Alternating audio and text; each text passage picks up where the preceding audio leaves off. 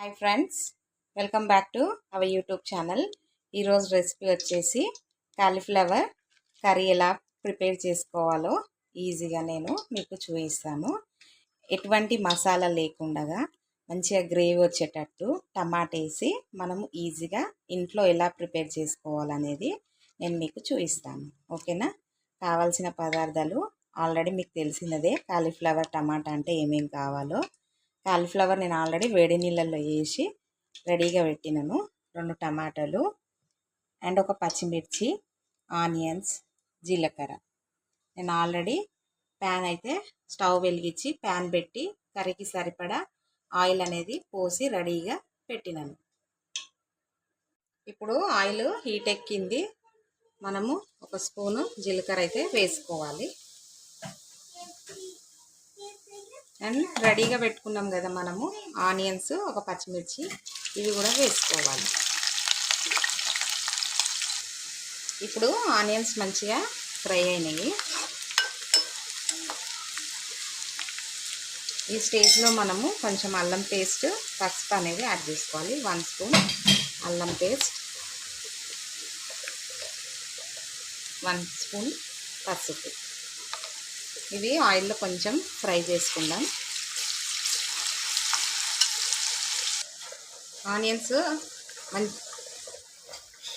ఇప్పుడు ఆనియన్స్ మంచిగా ఫ్రై అయినాయి కదా. ఇప్పుడు మనము కాలీఫ్లవర్ అనేది అయితే యాడ్ చేసుకోవాలి.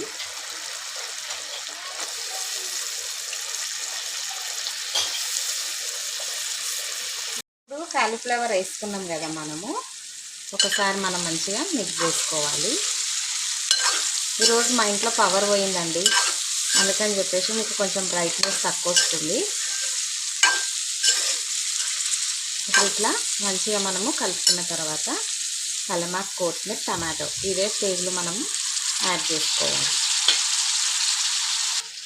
ఇప్పుడు టమాటో ఇవన్నీ యాడ్ చేసాం కదా, ఇట్లా ఒకసారి మంచిగా మిక్స్ చేసుకోవాలి మొత్తము.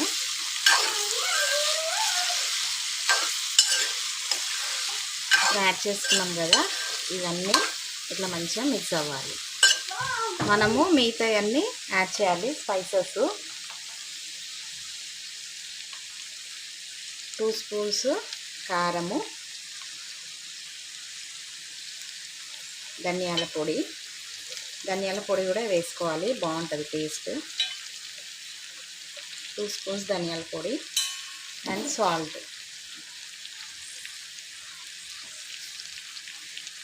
కూడా 2 స్పూన్స్. ఇవన్నీ మనం మంచిగా మిక్స్ చేసి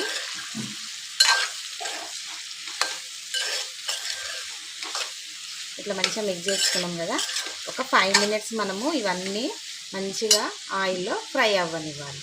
ఫ్రై అయిన తర్వాత మనకు గ్రేవీ ఎంత కావాలో అంత అప్పుడు వాటర్ అనేది యాడ్ చేసుకొని కొంచెం దగ్గరకు ఉడికించుకోవాలి. ఆయిల్లో 5 మినిట్స్ మనం ఇట్లా మంచిగా ఫ్రై చేసుకున్నాము. మంచిగా ఇట్లా ఫ్రై చేసుకున్నాము. ఇట్లా మంచిగా ఫ్రై అయితేనే కర్రీ అనేది టేస్ట్ అనిపిస్తుంది. అప్పుడు మనము ఇందులో మసాలాలు అవన్నీ ఏం లేకున్నా కానీ ఉత్తగా కారం, ఉప్పు వేసినా కానీ ఇట్లా మంచిగా చేసుకుంటే చాలా బాగుంటుంది టేస్ట్. ఫస్ట్ అయితే మనము ఆయిల్లో ఉడికియాలి. ఏవైనా కానీ కర్రీస్ ఉడికిస్తేనే అప్పుడు మనకు కర్రీ టేస్ట్ అనేది వస్తుంది.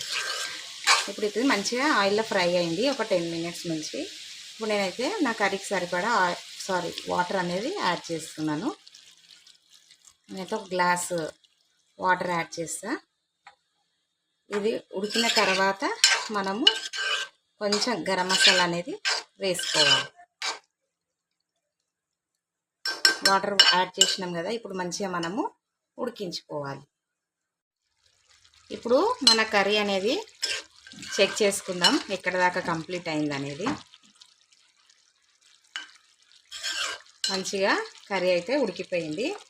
ఇప్పుడు మనము 1 స్పూను గరం మసాలా అనేది యాడ్ చేసుకోవాలి, ఒక చిన్న స్పూన్ గరం మసాలా. ఇప్పుడు మంచిగా మిక్స్ చేసుకోవాలి. ఇట్లా మనము కలిపేటప్పుడు మంచిగా నీట్గా కలపాలి. ఇట్లా కలిపితేలే ఇది మనము కాలీఫ్లవర్ ఇట్లా కొంచెం చిన్న చిన్న ముక్కల్లాగా ఇట్లా కోసుకుంటాం కదా, అవి అనేది మనకు నీట్గా ఉంటాయి. లేకపోతే మొత్తం ఇట్లా పగిలిపోయినట్టు అయిపోతుంది కర్రీ. నాకు అస్సలు పగిలిపోయినట్టు ఉంటేలే నాకు అస్సలు తినబుద్ధి కాదు కర్రీ. సో నాకు కొంచెం గ్రేవ్ అనేది మాత్రం ఉంచుకున్నాను నేను కర్రీకి.